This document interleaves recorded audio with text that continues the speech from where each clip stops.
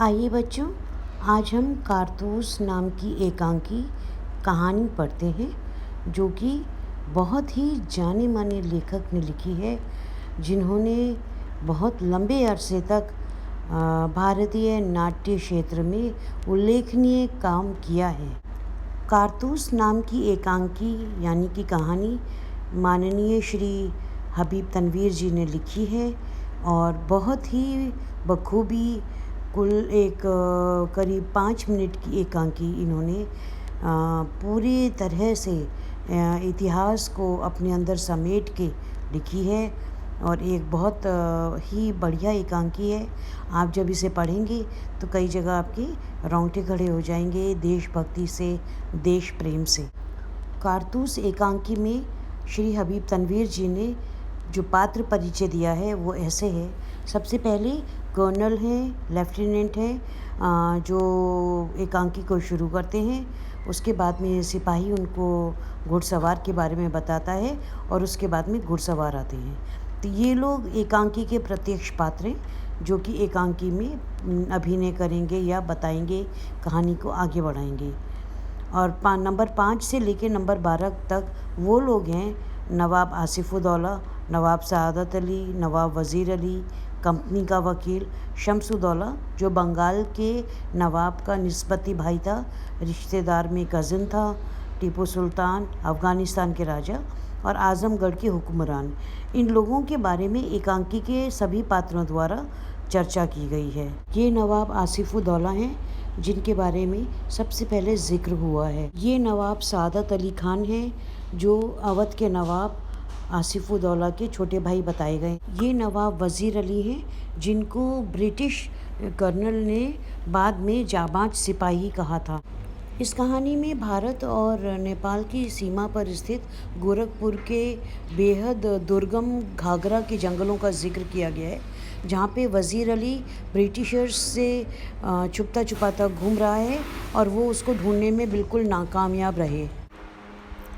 ये एक ऐतिहासिक घटना पर आधारित पाठ है जो कि रात के समय को दर्शाता हुआ शुरू होता है। कुछ ब्रिटिश अधिकारी घाघरा नदी के जंगलों में डेरा डाले हुए हैं, आपस में बातचीत कर रहे हैं। खेमा लगाने का मतलब है कि टेंट लगाया हुआ है।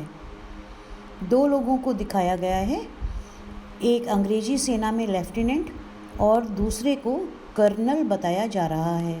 दोनों ही अफसर बहुत परेशान हैं क्योंकि उनको कई हफ्तों से वज़ीर अली को ढूंढने के लिए इस बियाबान जंगल में तंबुओं में ही रहना पड़ रहा है और उनके पास खाने पीने का सामान भी ख़त्म होता जा रहा है। दोनों अंग्रेज अधिकारी वज़ीर अली के बारे में बातचीत करते हुए उनकी तुलना रॉबिन हुड से करते हैं कि वो भी अंग्रेज़ों से इस कदर नफ़रत करता है कि उसने कुल 5 महीने ही अवध की सत्ता पर राज किया था, परंतु अंग्रेज़ों को अपने राज्य से बिल्कुल भगा सा दिया था। बात को आगे बढ़ाते हुए वो दोनों आपस में इस बात का जिक्र करते हैं कि किस तरह नवाब आसिफउद्दौला के पास कोई संतान नहीं थी और सआदत अली नवाब बनने ही वाला था कि वज़ीर अली का जन्म हुआ। सआदत अली इस बात को सह नहीं पाया और नन्हे से वज़ीर अली को अपना दुश्मन मानने लगा। दोनों अफसर अफ़गानिस्तान के शाह-ए-ज़मां का उल्लेख करते हुए कहते हैं कि वज़ीर अली ही नहीं बल्कि टीपू सुल्तान और बंगाल के नवाब का जो रिश्ते का भाई शम्सुद्दौला है, उसने भी उनको दिल्ली पर यानी कि अंग्रेज़ों पर हमले करने के लिए बुलाया है। इस बात से दोनों अंग्रेज़ चिंतित से दिखते हैं कि लगता है कि पूरे हिंदुस्तान में ही उनके खिलाफ बगावत की लहर शुरू हो गई है। लेफ्टिनेंट से कर्नल ने पूछा कि वज़ीर अली ने कंपनी के वकील का कत्ल क्यों और कैसे किया था। तो कर्नल ने उनको बताया कि बनारस जाने के बाद वज़ीर अली को ब्रिटिश गवर्नर जनरल बार बार कलकत्ता बुलाकर जानबूझकर परेशान किया करता था। जब वो इस बात की शिकायत करने अंग्रेज़ी वकील के पास गया तो उसने वज़ीर अली को उल्टा सीधा बोलना शुरू कर दिया। अवध के भूतपूर्व नवाब को ये बात बहुत ही बुरी लगी। बेहद अपमानित होकर उनको गुस्सा आया और उन्होंने अपना खंजर निकालकर उस वकील को मार डाला। फिर अपने कुछ बेहद वफादार साथियों के साथ वहाँ से भाग निकले। बनारस से कत्ल करने के बाद वज़ीर अली आज़मगढ़ के नवाब के पास पहुँचे और वहाँ से उन्होंने उनको उनके साथियों के साथ घाघरा के घने जंगलों में पहुँचा दिया। कर्नल के मुताबिक अब वज़ीर अली का प्लान योजना है कि किसी तरह नेपाल पहुंचकर अफ़गानिस्तान की सेना का इंतज़ार करे, अपना राज्य वापस हासिल करे और अंग्रेज़ों को हिंदुस्तान से भगा दे। कर्नल ने ये भी बताया कि अभी तक वो अपने प्लान में कामयाब नहीं हुआ है, वो अभी भी घाघरा के जंगलों में ही घूम रहा है। अभी कर्नल और लेफ्टिनेंट आपस में बातचीत कर ही रहे थे कि उनको किसी घुड़सवार के आने की आवाज़ सुनाई देने लगी। रात का समय था। उनको दूर से उड़ती हुई धूल देख के पहले तो लगा कि कई लोग हैं, परंतु फिर पता चला कि कोई एक ही घुड़सवार आ रहा है।